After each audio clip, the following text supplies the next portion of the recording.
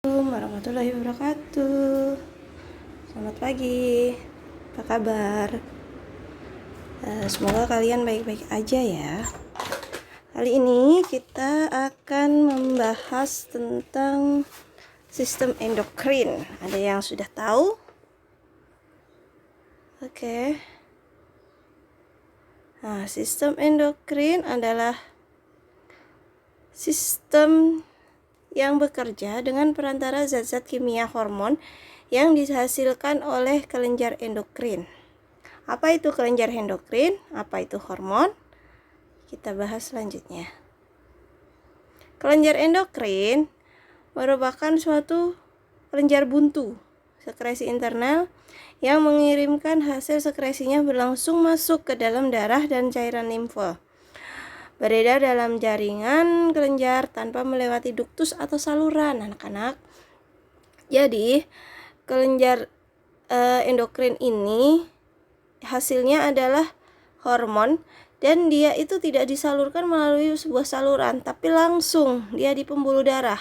Jadi kerjanya langsung menuju pembuluh darah dan pembuluh limfa dan cairan limfa ya. Untuk kalau kelenjar endokrin itu merupakan kelenjar buntu, ada kebalikannya. Namanya kelenjar eksokrin. Jadi dia itu kelenjar yang menghasilkan hormon yang disalurkan. Nah, nanti kita bahas ya. Nah, sistem endokrin terdiri dari kelenjar-kelenjar endokrin dan bekerja sama dengan sistem syaraf. Mempunyai peranan penting dalam pengendalian kegiatan organ-organ tubuh. Oke. Next. Nah, kelenjar utama sistem endokrin yang pertama hipofisis, tiroid, adrenal, pankreas, hipotalamus, paratiroid, pineal body, dan organ reproduksi. Ada ovarium dan testis. Oke. Lanjut ya. Nah, kita bahas dulu untuk hari ini karena waktunya kita cuman 1 jam ya. Kita bikin tentang kelenjar hipotalamus dulu. Nah, hipotalamus adalah pusat pengendali fungsi tubuh dan sistem syaraf untuk menjaga agar kondisi tubuh kita selalu konstan dan stabil.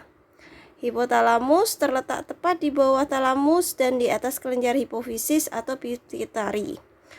Nah, hipotalamus ini memiliki ukuran yang sangat kecil, kurang lebih sebesar almond. Tahu kacang almond? Nah, dengan berat sekitar 1% dari berat otak.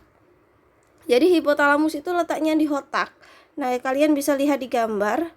Talamus itu berada di dekat telinga, di pelipis kanan dan kiri. Nah, di situ dilihat. Oke. Ada hipotalamus. Nah, ini ada bagian-bagiannya, silahkan kalian pahami. Kemudian ada, nah ini yang akan kita bahas, hormon yang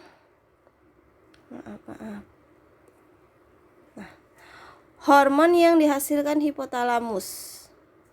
Yang pertama, hormon kortikotropin atau CRH, kortikotropin hormon. Nah, ini tugasnya buat apa? Mengirim pusat ke kelenjar pituitari anterior untuk merangsang kelenjar adrenal untuk melepaskan kortikosteroid. Apa itu kortikosteroid? Nanti kita bahas. Kemudian ada hormon gonadotropin.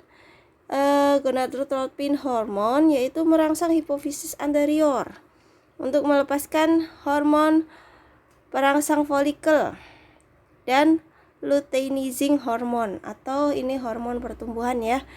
Nanti kita bahas apa itu FSH, apa itu LH. Nah, di sini ada hormon pertumbuhan atau GHRH atau hormon penghambat pertumbuhan, GHIH. Juga dikenal dengan hormon somatostatin. GHRH meminta hipofisis anterior untuk melepaskan hormon pertumbuhan atau GH. GHIH memiliki efek sebaliknya. Jadi di dalam tubuh kita itu ada hormon gimana tubuh kita itu berhak untuk tumbuh dan berhak untuk tidak tumbuh. Contohnya nih, kalian tinggi badan, tumbuh, itu dipengaruhi oleh growth hormone atau hormon pertumbuhan. Sedangkan pada usia-usia tertentu nih, kalian tidak bisa tumbuh lagi, tidak bisa tambah tinggi lagi. Nah, itu karena ada pengaruh hormon GHIH. Kemudian ada hormon antidiuretik atau ADH, meningkatkan penyerapan air ke dalam darah oleh ginjal. Jadi ini berhubungan dengan ginjal ya, berhubungan dengan urin, berhubungan dengan saluran eliminasi. Kemudian nih, untuk ibu-ibu ada hormon oksitosin, terlibat dalam orgasme, orgasme, kemampuan untuk percaya, suhu tubuh, siklus tidur, dan pelepasan ASI. Nah, ini untuk wanita biasanya ada yang namanya hormon oksitosin. Terutama untuk pelepasan ASI ini sangat berpengaruh ya. Ketika ibu baru melahirkan biasanya akan dirangsang hormon oksitosinnya ini. Kenapa? Hormon oksitosin ini sekali ibu itu stres, dia tidak akan keluar. Kemudian ada hormon prolaktin atau PRH, itu hormon menghambat prolaktin, dikenal juga dengan dopamin. PRH meminta hipofisis anterior untuk merangsang produksi ASI melalui produksi prolaktin. Sebaliknya PIH menghambat prolaktin. PRH dan PIH. Nah, nanti kita bahas satu persatu hormon-hormonnya. Tiroliberin atau TRH memacu pelepasan thyroid stimulating hormone atau TSH yang merangsang pelepasan tiroid yang mengatur metabolisme energi dan pertumbuhan dan perkembangan. Nah, ini TRH, TSH ini berada di kelenjar tiroid ya, lebih banyaknya. Kita bisa lihat kelenjar hipofisis disebut juga master of gland karena menghasilkan berbagai macam hormon yang mengatur kegiatan kelenjar lain. Jadi dia itu menghasilkan hormon, tapi hormonnya itu dipakai untuk mengatur organ-organ lain yang menghasilkan hormon juga itu. Berukuran seperti kacang bolong. Ini adalah penonjolan dari bagian bawah hipofisis di dasar otak ya. Nah, di sini terletak di dasar tengkorak yang memegang peranan penting terhadap sekresi hormon dari semua organ-organ endokrin. Jadi banyak organ-organ yang dipengaruhi oleh hipofisis itu sendiri. Nah, ini yang memperdarahi hipofisis. Kalian bisa baca di sini ada grup anterior, arteri karotis interna, cerebral anterior, bagian posterior, arteri komunikans. Kalau kalian baca tentang pembuluh darah nanti ya, kalian akan lihat kemana arahnya pembuluh darah itu pergi. Grup intermedia, posterior, anterior komunikan, kemudian grup posterior, anteri cerebral posterior, bagian posterior anteri komunikan, arteri biliaris bagian infundibulum, eminensia media, hipotalamus diperdarai oleh arteri superior cabang arteri karotis interna. Nah, ini nanti kalian cari ya, apa sih arteri karotis? Nah, selain sebagainya ini kalian cari, kalian catat. Di Google sudah ada. Aliran darah ini selanjutnya akan memasuki sistem porta hipotalamus sebagai hipofisis yang memperdarahi hipofisis anterior. Aliran darah ke hipotalamus selanjutnya dialirkan ke vena-vena kecil yang bermuara ke vena cerebral anterior, vena basalis atau vena cerebral basalis. Nah, kalian bisa lihat di sini pembuluh darahnya. Kalau ini adalah bentuk hipotalamus ya. Nah, di sini bagian-bagiannya. Jenis-jenis hipofisis.